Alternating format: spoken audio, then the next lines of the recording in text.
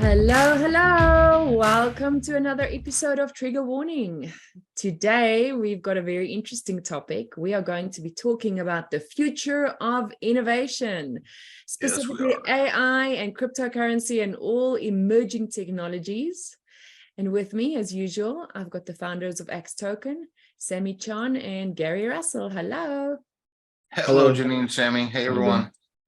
So I'm going to jump straight into it, and I've got some questions lined up for you, and I'm going to pose it to both of you, Gary and Sammy, and then we'll see what you come up with, because this can be quite a controversial subject for many people. It does invoke fear for many people. So do you believe that the rapid advancement of AI and cryptocurrency could lead to a significant job displacement? And how should society prepare for this potential outcome? I'll handle the first part, and I'll let Gary handle the second part. Okay. First part, could it lead to significant job displacement? Yes, and it already has, and it will continue to do so. And why? Is because tools like ChatGPT and other companies who are creating software as a service products that are interfacing with ChatGPT models, Microsoft's model, Google's model, they don't take breaks, they don't get pregnant, they don't get depressed, they don't ask for days off, and they're not asking for hourly pay or salary. They don't need benefits.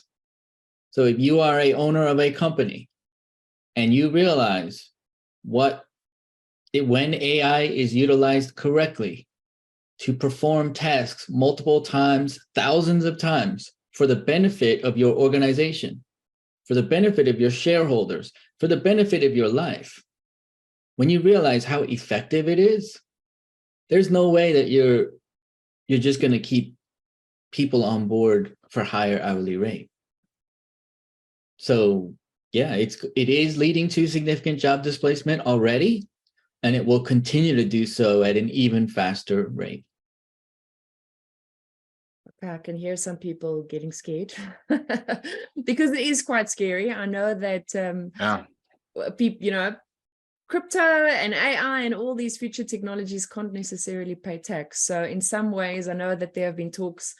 I think actually, Gary, you mentioned it, that Elon Musk said eventually people will be paid just to be there because they're not going to be adding necessarily as a job with a job. Right. Well, so let's give a disclaimer to that, because if Elon and Zuckerberg are going to be in the jiu-jitsu ring, I'm a little bit removed from my martial arts day, so I want to quote Elon properly. He was being interviewed, and he said, "I see it as a logical conclusion. I'm not doing it. I'm not saying we should do it. I'm just saying at the rate we're going," because he's got a healthy fear of AI. I got a healthy fear of AI. I got a healthy fear of God too. So we'll trigger some people with that too. But when we're looking at it is cryptocurrency. Especially partnered with AI, going to change the landscape of jobs. It's clunky to send money right now. It's clunky to Swift money outside the United States. It wires back and forth, and the whole system set up. And there's times where if you're sending money and it's through a Swift code and you got your Swift code, your money is not visible to you for like 24 hours. You're trusting that it's there, but you can't see it. There's nothing you can pull it up and look on. And now there's a blockchain that exists where cryptocurrency says, Sammy could have something and he owes me money. He's like, "What's your wallet address?" And he goes, boom, and does it. And in live time, it's there.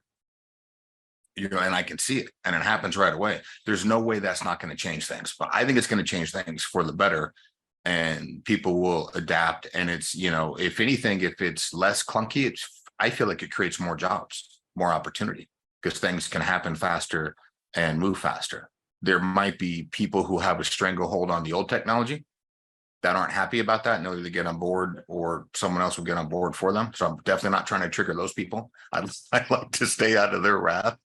But AI could get us to a place where it changes the landscape.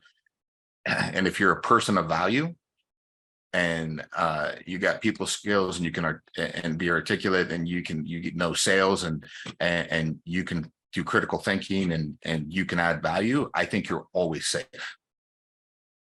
But I think there's a large percentage of the population that, the landscape's going to change. as it always does from industrial age to now.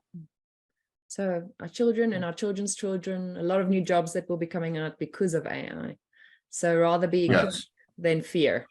I have a healthy fear. And really asking, I think it's important to always ask yourself this question. Can a robot or technology replace what I'm doing? Or can a robot or technology or AI do this better than me? Or do this task better than me that I'm learning? Right? And if the answer is maybe or not yet, then you really have to ask yourself, like, you know, I mean, look, fast food restaurants are going to become fully automated systems pretty soon. You go to a McDonald's, there's a touch screen now. What do you think they're preparing for?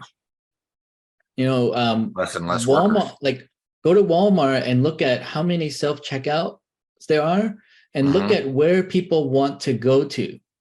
Do they want to go through self-checkout or do they want to wait in line for a human being cashier?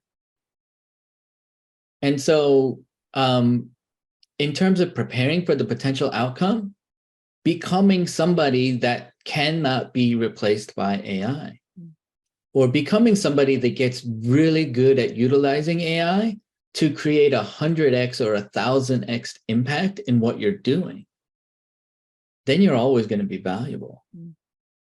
So, I mean, these are very important questions for yourself, but also when you're preparing your children and your children's children. So. Good.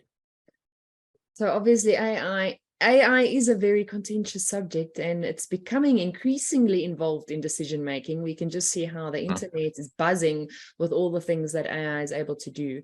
Do you two think that there's a risk of AI systems making decisions that could be ethically questionable or even biased? I would say it can make decisions based whoever programmed it.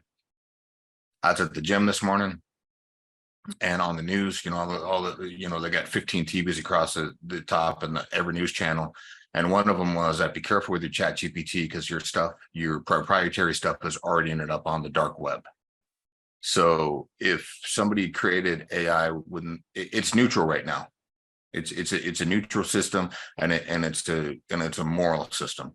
I know Elon Musk has been huge about worried, you know, that the wrong hands are going to get AI and create something. So if you ask AI, and I see it all over TikTok, people trying to ask AI to do something that it knows morally wrong, and it just stays like, here's the information, here's neutral. In the information that's neutral, it's just that, it's neutral information. Give it to the wrong hands, wrong motives, wrong thoughts, but that's always been forever since the beginning of time. That's a people thing. That's a person thing. So AI could be a great tool, we're using it in our company. It's making us better, stronger. It's eliminating some jobs. It's making some other stuff cheaper. And it's just like natural progression of what we're doing. So it's here. It's not going away. It's definitely going to make an impact on stuff. But if I ran a criminal organization, I would use it for the wrong things. We run a honest organization. We use it for that. So, you know, from my perspective, it's really going to boil down to whose hands is it in, and what are they going to do with it? I would say that AI would actually make some organizations more ethical. And here's the reason why. Oh, yeah. The decision makers have bias. They make decisions based on nepotism or favoritism or factors that have nothing to do with job performance. Now imagine if key performance indicators, KPIs, and AI were the reason why someone continued to be employed or got a pay raise or how many of you have worked your butt off for a company and made a lot of money for them, but when it came down to it, the owner of the company decided to fire you and keep his brother-in-law? Right. Oh, that's a great point, Sammy. Great point. So and it's based on the rules that it's given, right? And you tell AI, do what you think is best for the company based on these parameters. And always use these parameters, right? And if you, again, it's all based on the programmer and the one who's utilizing it. But I would say that, AI would actually have no bias. So yeah. So Janine, your quote for that would be AI is based on the rules that it is programmed by, and then underneath that put Sammy Chon. That because he brings up an interesting point. Pre-2008, the mortgage meltdown 2008. It was a different world back then. And I would miss opportunity on houses all the time because it would go to somebody's brother-in-law, which means that whoever was in charge of that was also getting a kickback. And I was excellent at talking to the bank, the asset manager, weaving my way through, get to the head of the person that I will just throw out a fictitious name, let's say Chase Bank, we're a real bank, and be looking at an asset portfolio of distressed assets. And just time and time again, stuff that would, my cash offers higher, and I go check public records after as why I didn't get it and went to somebody else for less money. And that eventually stopped. That ran rampant, and then that stopped, and the rules and regulations changed that. And then the market changed in 2008. So what Sammy's saying is very true. If like in our company, we say all the time, this is like AI CEO. Doesn't mean unemotional and callous. It just means like what's best for the company. I mean, I'll tell you that I think the closest person alive that operates as AI CEO is Elon Musk, which is why he's having the success that he does. Right. So I mean, now there's also controversy because certain universities are being told you need to stop providing acceptance to legacy students, meaning your parents went there, your parents' parents went there. Now, let's program ethically right. If you bring in someone that's a third generation person, but they don't have the academic grades and they don't have the SAT scores, and they're actually going to come there and be kind of a waste of space, or not as good as another student who is the first person in their whole family to ever go to college. They have straight A's and they have amazing SAT scores. Wouldn't you rather let the AI choose the right candidate that's going to increase the academic level of competition and quality of graduate from your university? Yes. But the real answer is not all the time. And the universities have much more financial cost related to making a decision based on bias instead of just letting AI make the decision. Yeah. So yeah. So you brought up a good point, Gary, about how the markets changed and it became regulated after 2008. So do you believe that AI should be regulated? And if so, how can this be achieved without stifling the innovation of it? I love the Wild West of things. I love the pioneering spirit. I love when I used to be able to take my Jeep up the waterways and the canals and the Deepwater Channel when we first moved here, and I could go everywhere with that thing. And then society came, civilization came, and they put up gates everywhere, and we're not allowed to go where we used to go anyway. And that's better because we can't have a lot of people out there like me in the Jeep tearing things up, having a good time. Not that we were ruining anything, but I mean, I get that that's where it's going, but I miss those early days. So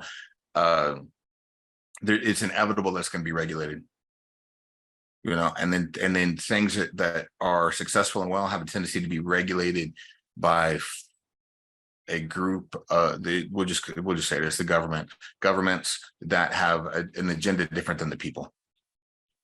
So, you know, my hope would be the thing can stay neutral, and the pioneering spirit can still be there a little bit. But I mean, like, we're in pioneering time now.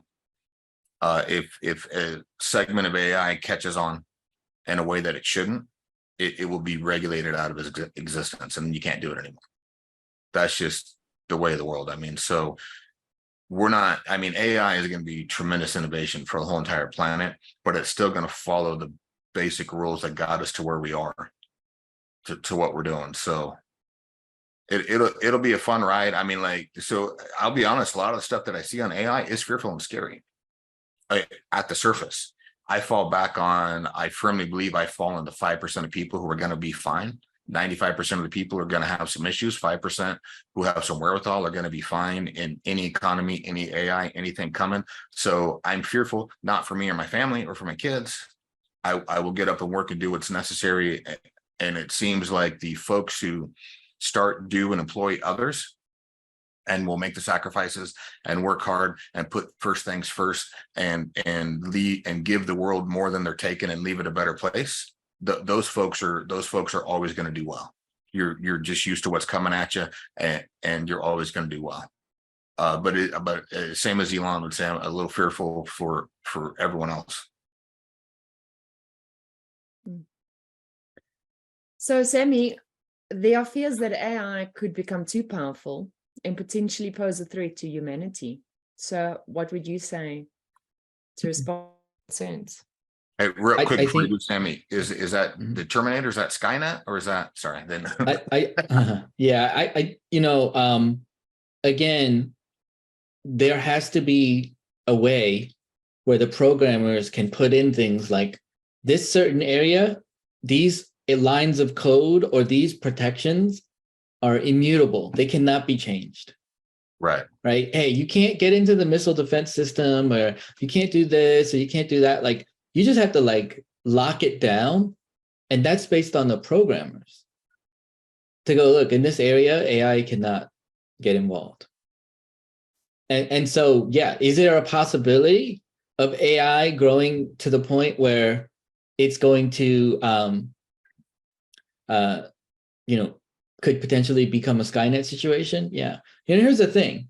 You know, the open AI model, the code behind ChatGPT, the programmers don't actually know how it all works.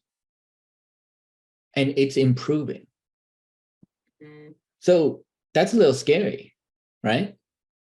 And so what I have to say is those, sci-fi novel scenarios where AI is getting that powerful could happen, but we should be focused on the everyday, life part of things. That makes sense. I mean, linked to that, not just its threat to humanity, there's that potential that AI could significantly enhance surveillance capabilities and leading to privacy concerns. So how can we balance the benefits of tapping into AI with the need to protect people's individual privacy? Okay, so I would say social media is a thing, and phone, and everyone has a phone. Gary Vee said a long time ago that he just started running a camera 24/7. He's always in front of a camera. And he said, you should just operate like you're always in front of a camera, right? So when we're talking privacy, are you Denzel on vacation and don't want to be bothered by your fans? Or are you doing something nefarious that you shouldn't be doing? So I always assume, as much as I've been on stage talking publicly, I always assume at any given time I'm being filmed, pictures being taken, someone's listening to anything. So anybody who knows me knows we say TMI. Gary, I'll just tell you, I just share too much, and on stage and off stage, I'm exactly the same person, because I don't want to have to watch what I say. So you can film it, you can track it, you can, like the joke is, my wife asked the other day, she's like, why are you whispering? And I'm like, because they're listening to you, right? And I laughed, and she laughed, and Alexa laughed, and Google Home laughed, and Siri laughed, and everybody laughed. We say something, next thing you know, I'm getting advertised it. They're already listening to us. Then security gets breached. Then I'm pretty sure there's a Google lawsuit right now from security breach that everybody could jump into if you're a Google listener. And so they had security breach for selling our information. All your credit cards are already on the dark web. I had a cyber friend, we'll leave it at that, who's very knowledgeable and stuff. And he's like, first off, Gary, nobody cares that much about you. Second of all, every credit card you already have is already out there. It's already out there. And you have insurance on your credit card. So what are you worried about? And he's like, you have debit cards. He goes, but you use your debit cards properly, meaning I don't use them as a credit card. And I had one security breach on a debit card at one of my banks. And because it was so out of the ordinary for what I do, it wasn't a problem. It didn't cost me any money. It wasn't a problem. So I would just say, like, look, it's secure. Your big brother is going to get worse. If you're having a problem with it, it's going to get worse, not better. Everybody's going to know everything. And then whoever's in the information business now is probably maybe going to have to change the business, because AI blockchain is going to make information available to everybody. So those things are going to change. But if you're doing what you're supposed to, and you're not doing anything nefarious, you shouldn't really be concerned. It's there. So if you just get to the point where just pretend you're always on camera, it's a very freeing place. That's what I would say. So it's coming, and you can make a personal choice in your own life to just adopt it now, and then you'll be fine. And then regardless of what it does, you come out ahead. That's how I live. Oh, for fighting crime, it makes sense. They're probably going to have better capabilities to catch the people that are doing the nefarious things. So there are advantages to that too. Sammy, did you want to add anything? No, I think Gary said enough on that one. I'm in agreement. So, so the wealth generated by cryptocurrencies is highly concentrated, with a small number of individuals holding a large proportion of total wealth. Is this a concern for you, and how can this be addressed? Well, I think the first part of this question, wealth is highly concentrated on the planet, right? And AI and cryptocurrency provide an opportunity for the right people who see an opportunity for a paradigm shift or a superior competitive advantage in your business to move into the higher percentage or move into the percentage of the more wealthy, right? And so, is it a concern? No, it's more of a level of excitement. As I continue to discover more and more of the things that AI can do, I'm thinking about money-making opportunities and entrepreneurial pursuits, or, software as a service companies of creating, an organization that's doing 80,000 a month in monthly recurring income, 250,000 a month in monthly recurring income, because then that that allows you to create wealth, not for yourself, but a lot of other people. And if you are somebody that is creating wealth for other people, then you're going to be compensated for the value that you're putting into the marketplace. And so not concern, more excitement, if anything else. So I'd like to get your take, Gary. Can you read the first sentence again? Just the very first sentence. The wealth generated by cryptocurrencies is highly concentrated, with a small number of individuals holding a large proportion of total wealth. So now let's turn it into a Mad Lib, and let's take out cryptocurrency and put a line there. And then you can put gold, silver, oil, precious metal, mining, real estate, fiat currency. The statement is true prior to cryptocurrency. It is true for everything that's ever existed. Construction, Hollywood, movie theaters, anything. There's always a highly concentrated part of 95% of the world is sharing about 5% of the money. The other 5% is sharing 95% of the money, and of that 5%, there is a 1% that makes the other 4% look like we're with the 95%.